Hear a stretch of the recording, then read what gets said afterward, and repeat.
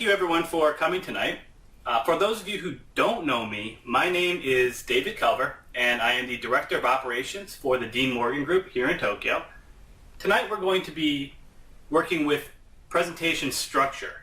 And when we talk about presentation structure, we're talking about the core components of a presentation that allow people to follow what's happening from the beginning to the middle to the end, and to make sure everything comes together in a logical way.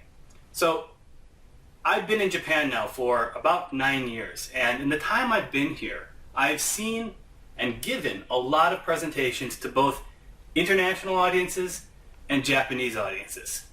What I've noticed is there are some very key differences between presentations with groups of Japanese and presentations with international audiences. So today, when we're talking about presentation structure, we will specifically be talking about presentation structure for international audiences. I'm not going to spend a lot of time talking about structure for Japanese audiences. I probably wouldn't be able to give an appropriate presentation in the Japanese manner, but today, with a bit of a focus on the international audiences, I think we're going to have some fun and learn some key points about how to properly structure a presentation when you are targeting an international group. So what I'd like to do is start off here with 3 key points, and these 3 key points are going to be repeating points that we will see throughout the presentation. I want you to keep these in mind as we go through the slides and as we go through this presentation.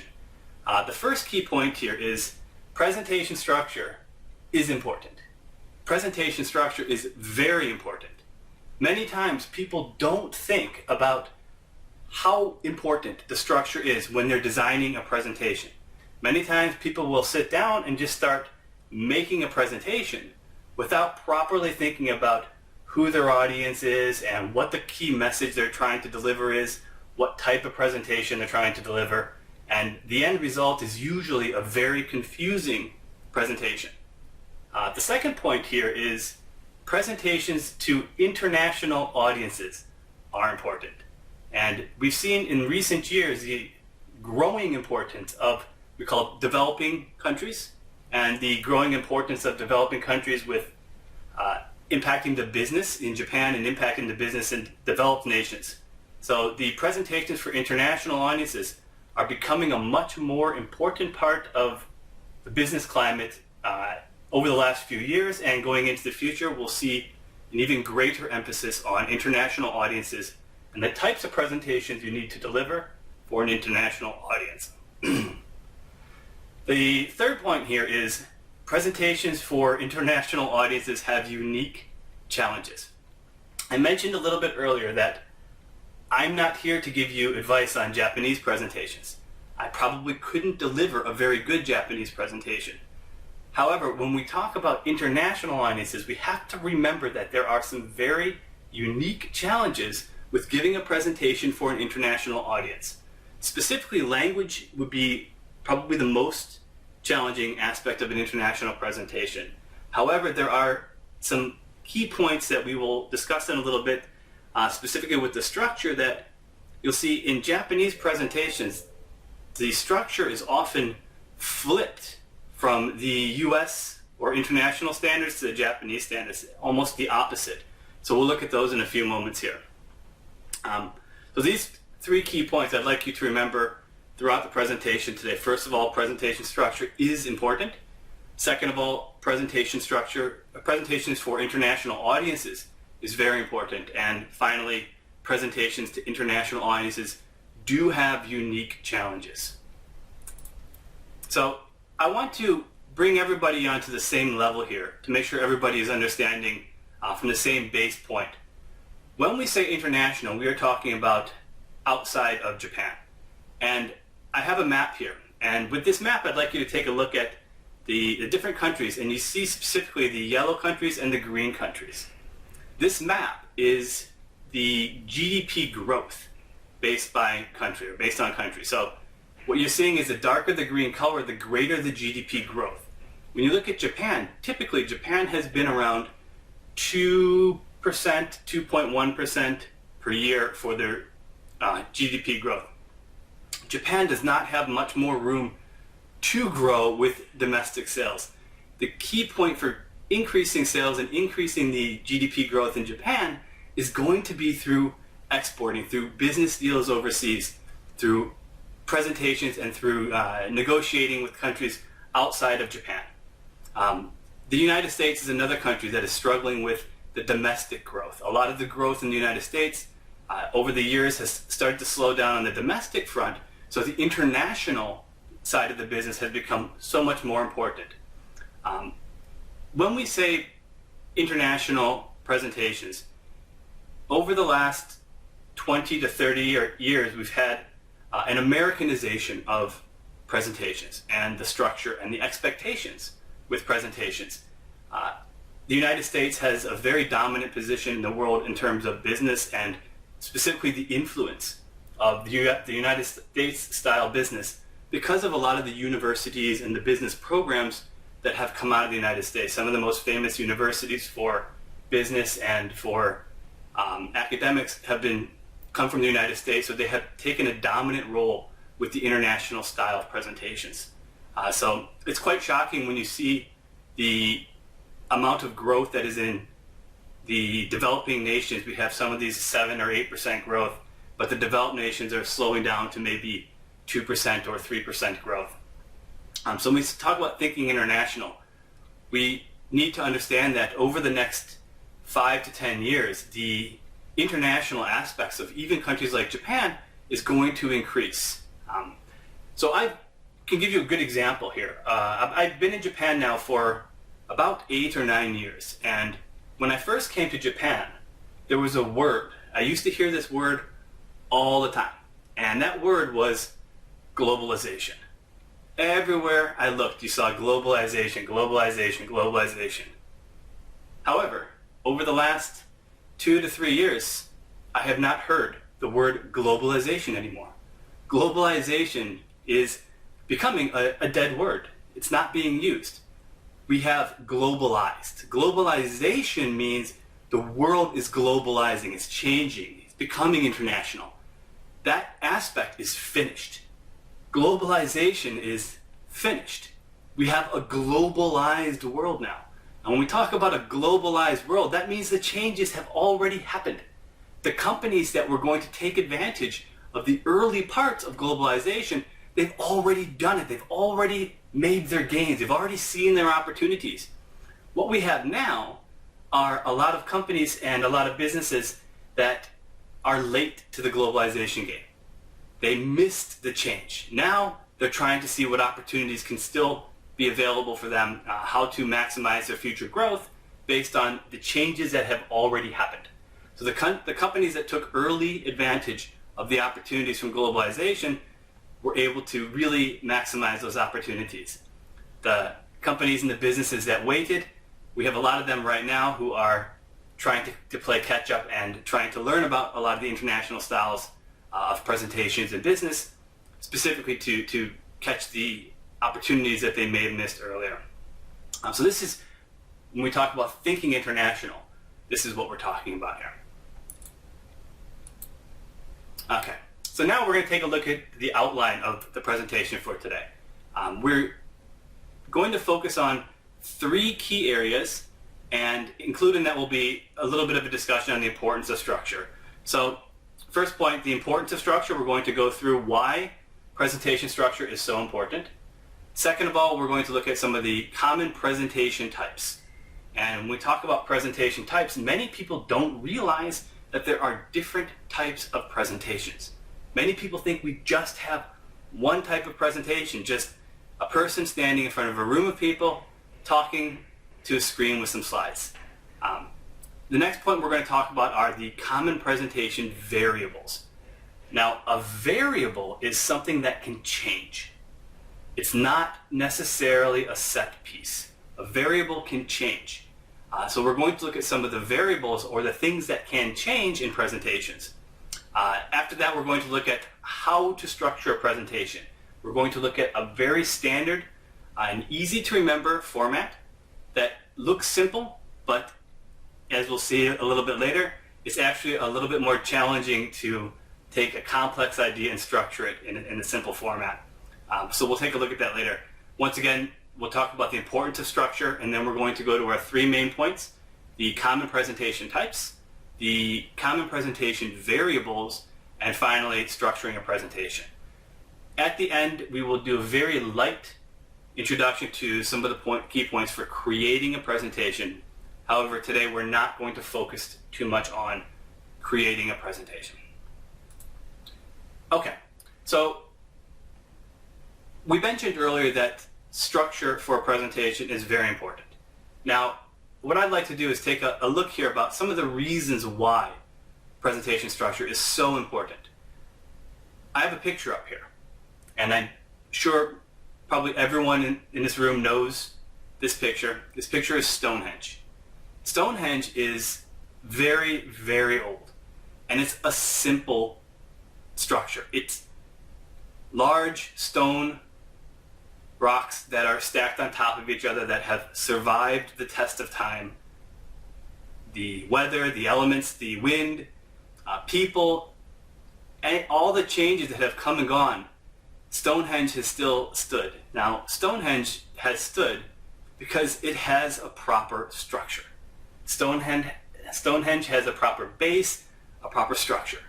So Stonehenge has been able to survive throughout history because it was built and designed the right way from the beginning. Presentations are the same. A well-structured presentation, like Stonehenge, will survive the test of time. A poorly structured presentation, when the wind blows or when there's a problem, when people leave the room, that presentation will not survive. That presentation will be forgotten. So with the importance of structure, first of all, structure helps improve the experience of the audience. And we often don't think about the experience of the audience when we're designing a presentation. But for the seminars that we do, we put a lot of thought into the experience of the audience. We have our pre-seminar training, we have the presentations, we have the post-tasks, we have the follow-up materials, we have the after seminar social events. We put a lot of thought into the total presentation, the total experience of the audience members. When you deliver a presentation, we're designing a presentation, you need to also think about what type of experience you're trying to give the audience. And a well-structured presentation improves the total experience for the audience members. Second of all, a well-structured presentation helps the audience follow the message. So a presentation needs to have a message. You have to have objectives and key ideas you're trying to deliver to that audience. If you are able to properly structure a presentation, the audience will have a much better chance of retaining that message. They'll be able to follow that message from point A to point B. Additionally, a well-structured presentation will help keep the audience's attention. Now, keeping the attention, if it's, for example, in Tokyo here, in the summertime it gets very hot, it gets very humid, people in the audience start to get sleepy. If you have a poorly structured presentation, those people who are starting to nod off will fully nod off. So we want to make sure that you're able to keep the audience's attention. Having a well-structured presentation allows you to do that. And the final point here, and perhaps most important, a well-structured presentation helps to improve the message recall. Now, recall is remembering. So message recall means that the audience will be able to remember the message after the presentation. That's a very, very important part of the structure. And I'd like to give just a little example here of that probably everyone can relate to. When I was a child, and I know everyone here was also a child at one point or another, when I was a child, I had a terrible time keeping my shoes in one place. I would always lose my shoes. When I was 5 or 6 years old, I was terrible with my shoes. And I would always tell my mother, someone stole my shoes. And my mother would obviously say to me, no one is going to steal a 6-year-old's shoes. But I believed somebody was stealing my shoes. Now, when I would tell my mother that somebody had stolen my shoes, she would always say to me, where did you last see them? And I would say, I don't know. And she'd say, okay, what did you do today? Retrace your steps. What did you do today? And I would say, okay, I woke up. And she'd ask me, did you have your shoes? And I said, no. And so, okay, then I had breakfast. I had my shoes on, okay. Then I went outside. Then I came back in. And I said, I remember where my shoes are.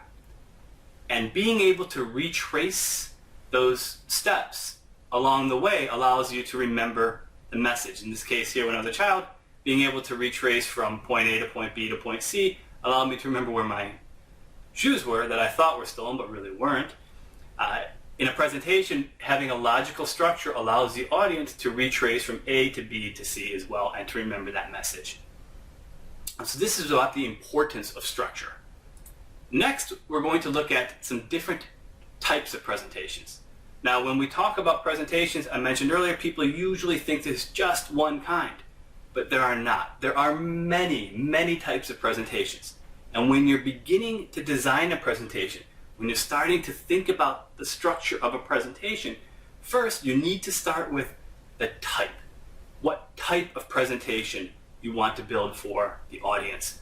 Now, with the presentation types, you have presentations, for example here, the first one, informative presentations. An informative presentation is one that you are just giving information from yourself or from your company to the audience.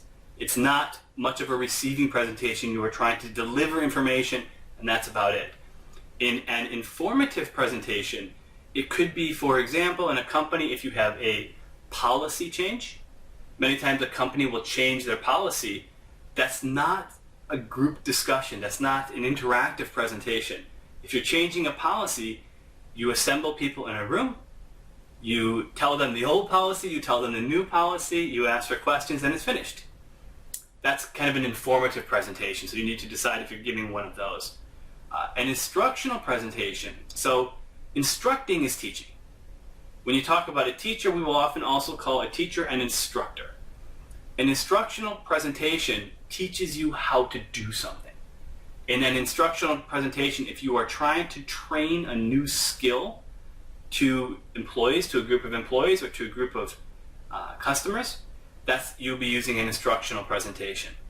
Recently, there's been a fantastic resource for instructional presentations, a really unique new resource for instructional presentations, and that has become YouTube.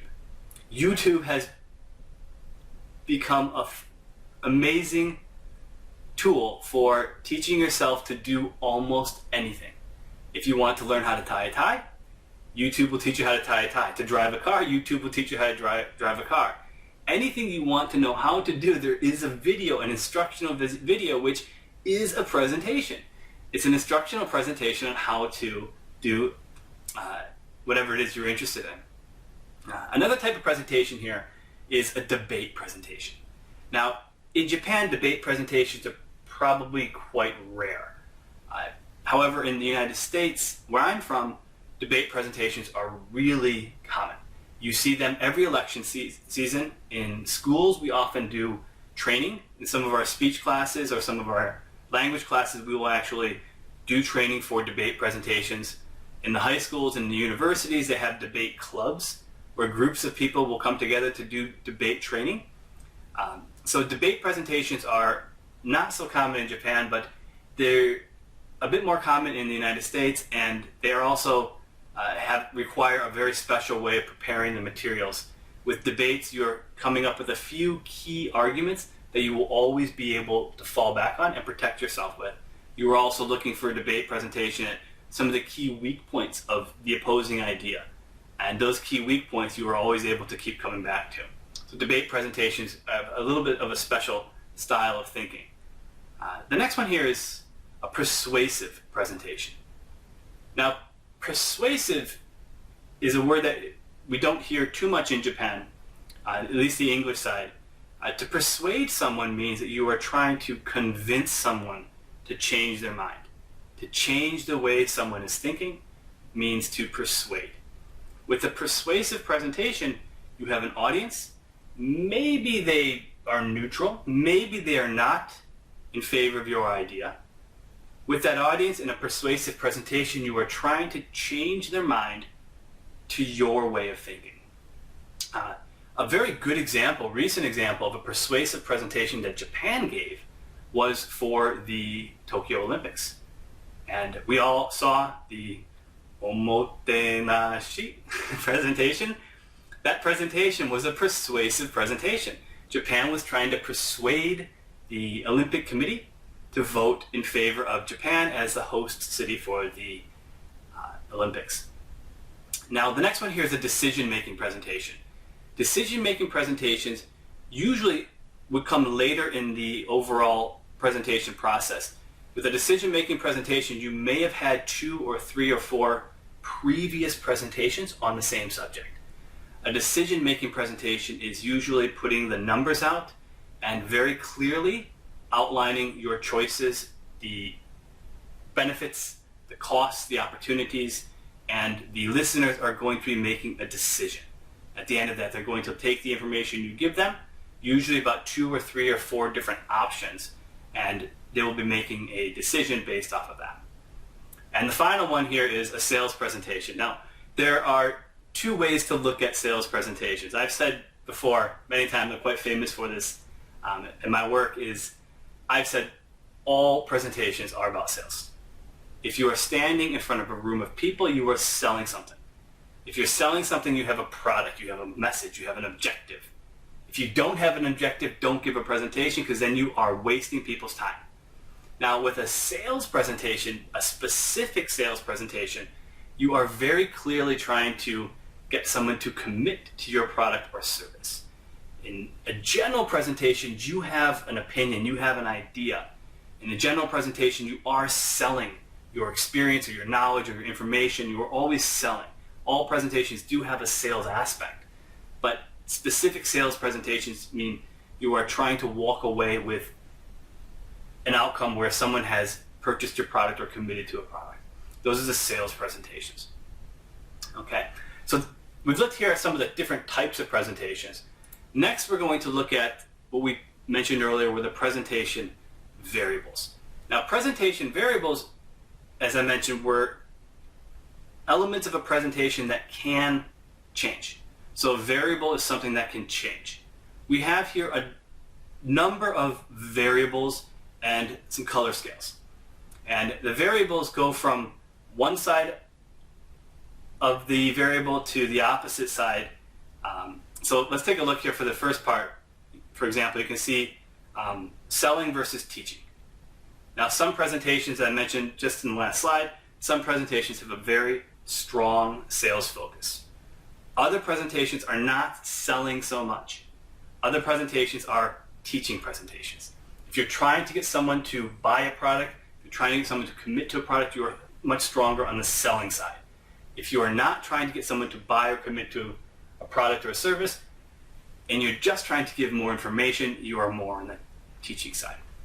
So this is selling versus teaching variable. And where in your presentation it lies can be somewhere in the middle, somewhere to the left, somewhere to the right. The next one here is telling versus discovering. Telling is one person speaking and giving their information, their example, and explaining their idea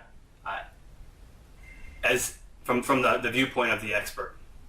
Discovering is trying to let people themselves learn and understand and realize what's happening, what the message is.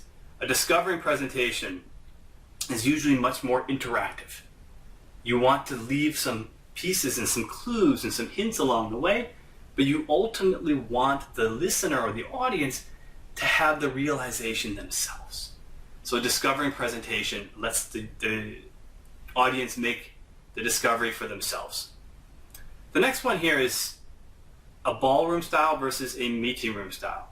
Now, in a ballroom style presentation, it's usually, as you might expect, a ballroom is a large room, a large audience, one speaker speaking out to the audience, and in a ballroom style presentation, we do not expect much interaction because it's just too many people. It's too difficult to have interaction during the presentation. So when we're planning the ballroom style presentation, we are thinking much more about a single person speaking out, and then maybe we can have some questions and answers at the end, or we would probably have some smaller workshops or work groups outside of the regular presentation where we can do some follow-up.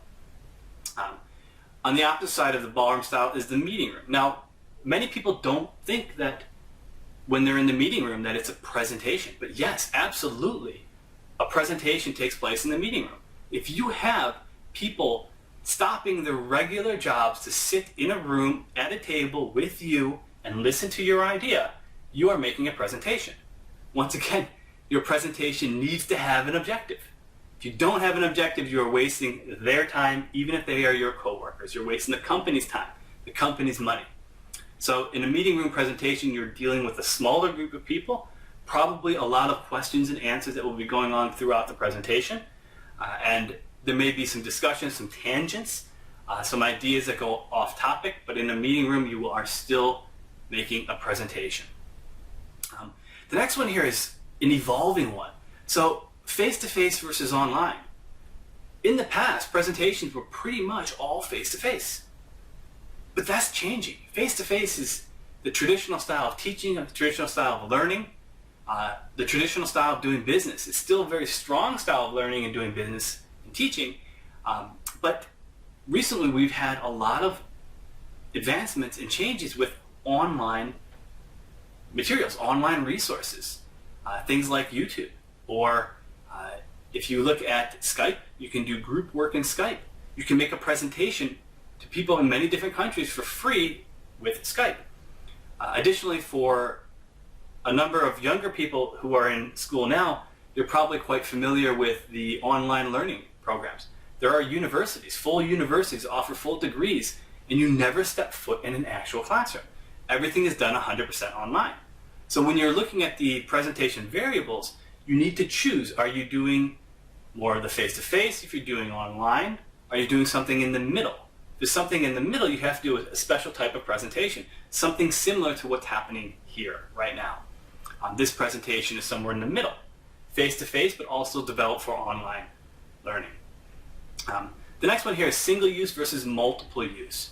A single use presentation, as you would expect, is one that you are going to use a single time and probably disregard it. It will be perhaps a time-based one where the presentation only has value for that period of time. On a multiple use presentation, it could be a recurring presentation where in the extreme form, you would be making an identical presentation again and again and again.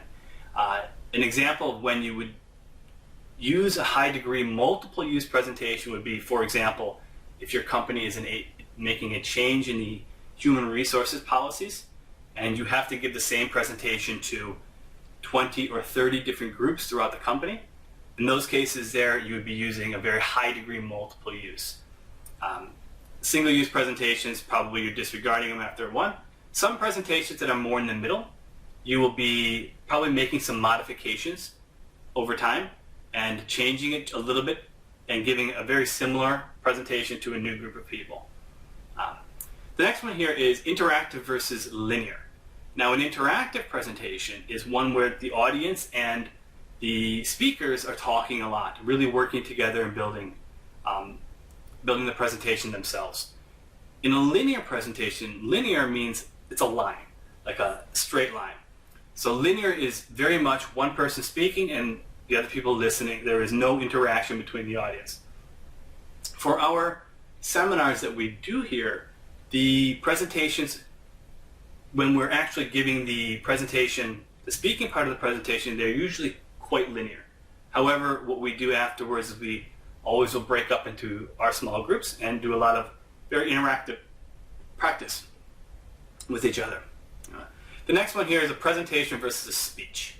Now, many people don't see the difference between a presentation and a speech. Presentations involve slides. Presentations involve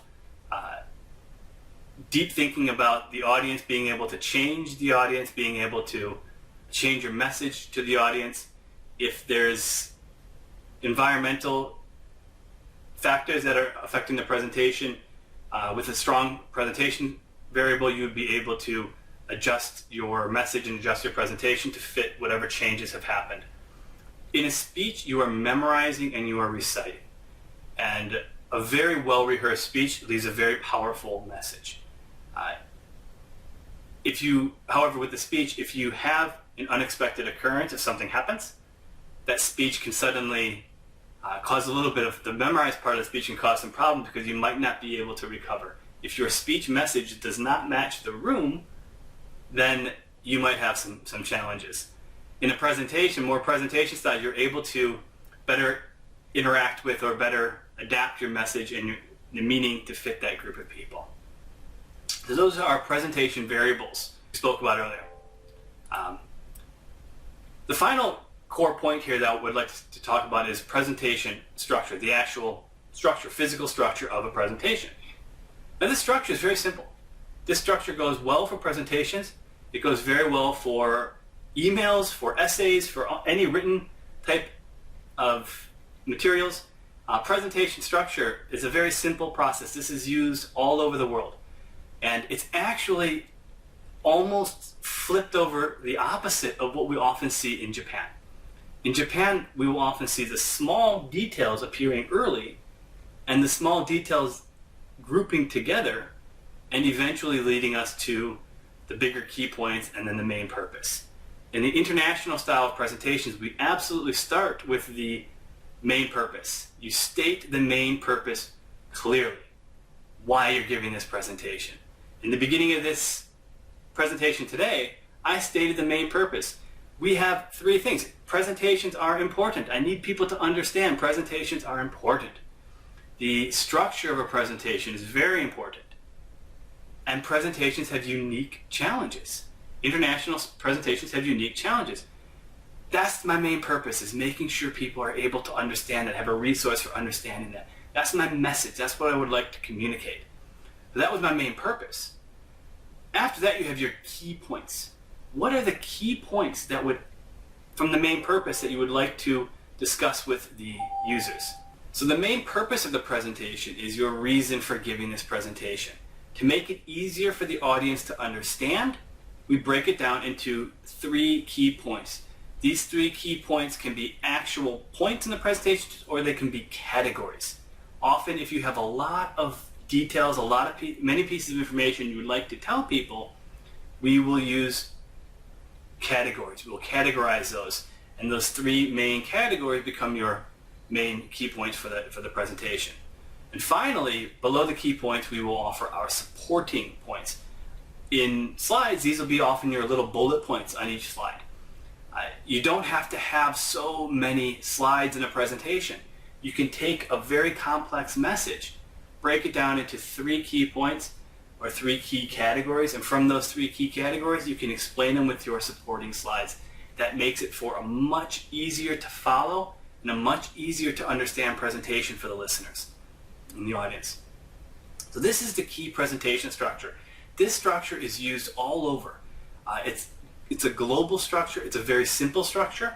It doesn't work for every presentation, but it works for most. It also works very well for emails or for writing, essays, anything that you would need to organize ideas around. This type of structure works quite well. Okay, finally, I'd like to look here at creating the presentation. Now, I mentioned at the beginning that we are not going to be spending so much time on creating the presentation. But it's important to understand what are the key things to think about when you start structuring that presentation, when you start designing that presentation. The first part here is to know your audience. 2 presentations ago, we talked about PAL, your purpose, your audience, and your logistics. Knowing your audience is so important. If you do not know your audience, you cannot properly prepare a presentation for them. So knowing your audience is the most important thing. In the beginning of our seminars, we spend some time getting to know the people who are attending. We are able to then adjust some of our messages to the interests of the participants. After knowing your audience, we would talk about gaining common ground. Now, common ground means an equal level of understanding or an equal starting point. At the beginning of this presentation, we brought up the global growth by GDP. And that was designed to get people to think about the importance of international presentations because of the clear impact that international presentations, international and business will have on domestic economy, on the domestic economy here in Japan. So gaining common ground, at that point we're trying to get everyone in an equal level of thinking, and from there we're able to build up on the importance of the presentation. The next one here is maintaining eye contact. You've probably seen me throughout the presentation moving my eyes around from point to point to point. Now, eye contact in a presentation is very similar to driving a car. So when you are driving a car, when you get your license to drive a car doing your training, you're told that every few seconds, 1 second or 2 seconds, your eyes should very slightly move to a different focus point. And it keeps you awake, it keeps you alert, it keeps you understanding your environment when you're driving a car. It's safe. In a presentation, it's the same. If you are not moving your eyes, if you are only looking at one point when you're driving a car, at night you start to fall asleep. If you fall asleep driving a car, you can get into an accident. In a presentation, if you are not moving your eyes and checking up on the audience, they will fall asleep. And if they fall asleep, your presentation will crash. So maintaining eye contact is very important. The slides, clarity of the slides, having a very clear slide. If you're making slides for your presentation, use a very simple one-size font for the title of the slides, one-size font for all of the bullet points, and that's it. You do not need 3 or 4 or 5 different sizes or types of fonts. It confuses the user.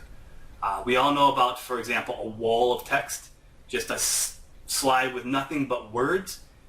Don't do that. Don't make walls of text. Print the document and give it to the user. The next part here is a simple message. Keeping the message simple. Something that the users or the audience can understand. And very easy to remember. If you have a very complicated message, write it down. Hand it out. If the message is kept simple in the presentation, people will remember those points. Charts, graphs should be very, very clear, easy to follow. Have line graphs are very useful, columns are very useful. There are about 50% of the charts that you can use in something like Excel or PowerPoint. You don't use them. About 50% of those are confusing to the user. Stick with the very simple ones. If the presentation has a complex message and it's being done international, you may want to translate the presentation.